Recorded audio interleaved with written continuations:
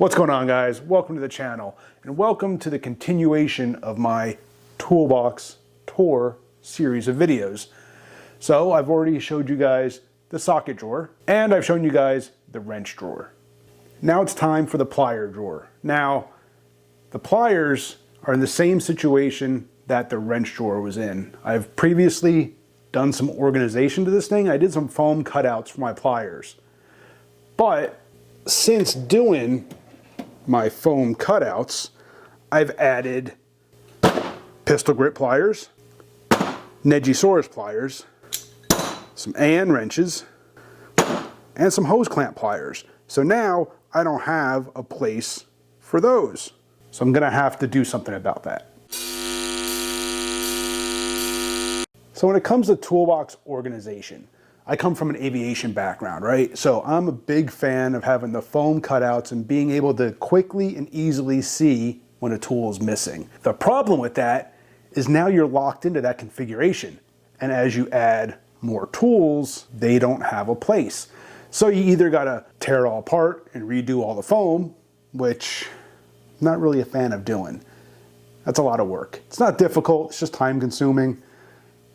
And sometimes it's not all gonna fit in that drawer now, right? So I'm gonna reorganize in a different way. So in order to redo all this, I picked up a couple of things from the old Harbor Freight.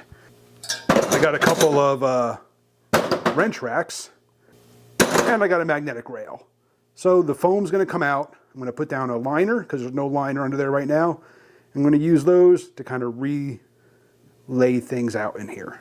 So when it comes to toolbox organization, we all kind of prioritize or organize our toolbox in different ways, right?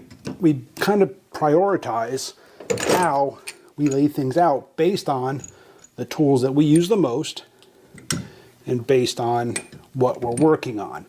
You know, some layouts are going to need different configurations. Like, obviously I can't lay these up on end, so that's why I picked up the magnetic rail. I can just lay these hopefully in here in a way that'll work for me. We'll keep them in place. And I'm not a really fan of that magnetic rail. It's not doing that great of a job. I may have to pick up a stronger rail. I want it right there because I had to, obviously you can see here, I just cut 2 pieces of foam because the liner that I have is not wide enough.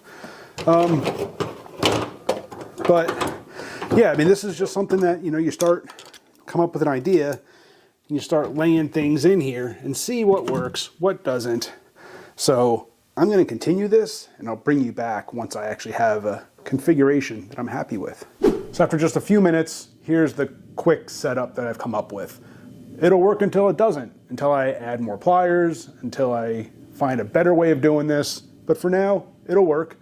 Let me pull you in and I'll show you how I kind of organized it. So here you can see it better. So on this side, I've got all my adjustable wrenches and then my different cutters, kind of like standard wrenches, and then those AN wrenches are over there. And then on this side, I went with my crescents, needle nose, hose clamp pliers, vice grips. And then on the back magnetic rail, I put those 2 pistol grip pliers.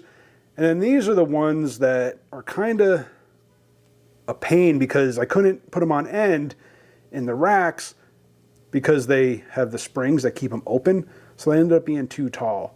So I have like the Nedgy over there and then kind of another pair of cutters, angled needle nose, and then just a pair of flat bill, no grip, you know, no kind of teeth pliers there.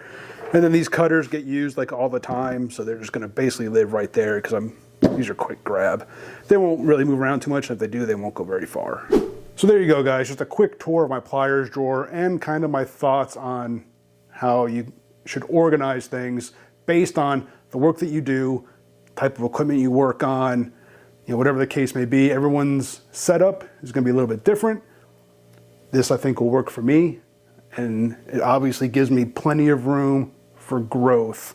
Obviously, you know, I'm not a full-time mechanic. I don't have, you know, umpteen pairs of pliers that all do the same thing. I don't really see the need for that, kind of overkill. But what I have works for me, and I'll add to it as I need to.